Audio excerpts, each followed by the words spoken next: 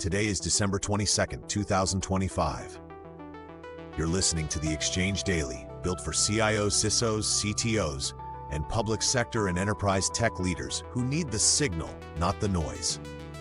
The big themes today are Agentic AI moving deeper into the software supply chain, a new federal push to hire technical talent at scale, and a fresh reminder that modernization and security have to ship together. If you run platforms, budgets, or risk, you will hear a few concrete actions you can take this week. Let's get into it. OpenAI released GPT 5.2 Codex, a GPT 5.2 variant tuned for long-horizon, agentic coding, and defensive cybersecurity workflows.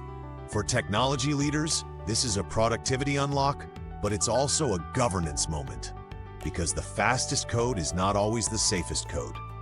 If your teams adopt agentic coding, make sure you have clear controls for secrets handling, dependency hygiene, and code provenance, plus a policy on where sensitive internal repos can be used. If you already have a secure SDLC program, treat Codex like a new contributor and decide which repos, branches, and change types it can touch without human review. If you do not have that program, start with a narrow pilot. Log everything and require code review and security scanning on every AI-assisted change. Next, the Office of Personnel Management, or OPM, launched the United States Tech Force to recruit about 1,000 technologists for 2-year rotations inside agencies. The headline is hiring, but the real story is operating model, because a surge workforce can accelerate modernization only if agencies can onboard, assign, and retain talent in meaningful work quickly. If you're in government, start preparing now with role definitions, security clearance pathways, and a first 90-day plan that aligns new hires to measurable delivery outcomes. If you support government as a contractor or partner, expect demand to rise for structured onboarding, platform enablement, and program management that helps these rotations produce visible wins. Also expect more cross-pollination, because a 2-year tour can become a pipeline from private sector practices into federal delivery patterns.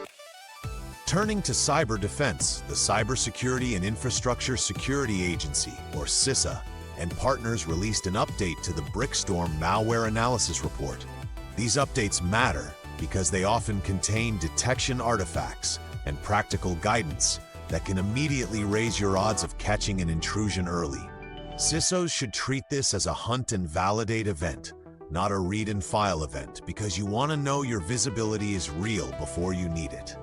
Pull the indicators and signatures into your detection stack, validate coverage across priority environments, and confirm your incident response runbooks include containment steps for persistence and credential access.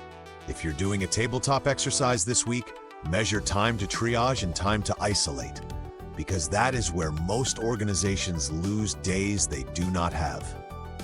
On modernization and procurement, the General Services Administration announced a OneGov agreement with SAP that expands discounted access for agencies. This is a reminder that contracting strategy is becoming a modernization accelerator, not just a purchasing step.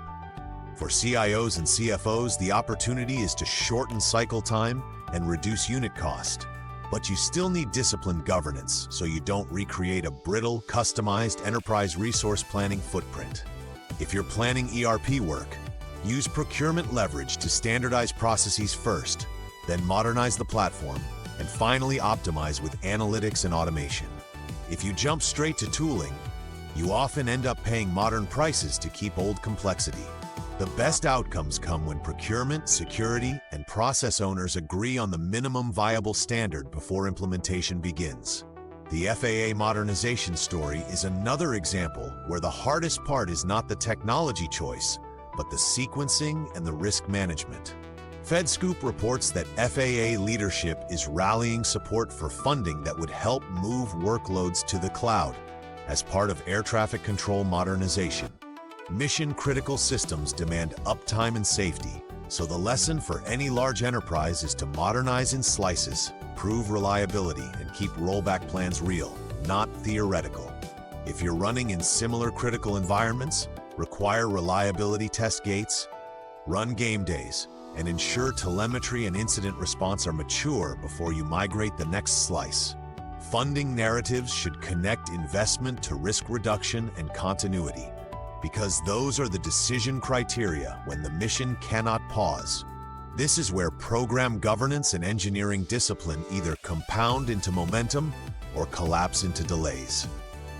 At the state level, Illinois is rolling out e-filing and remote hearings for the Court of Claims, replacing manual processes with digital workflows. The executive takeaway is that digitization can deliver fast value when it targets high-friction processes with clear cycle time gains for citizens and staff. If you lead a state or local modernization portfolio, use this as a template.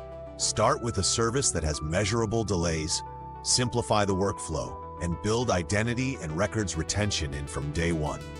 The risk is not the software, it is change management, training, and clear definitions of what is now authoritative in the record.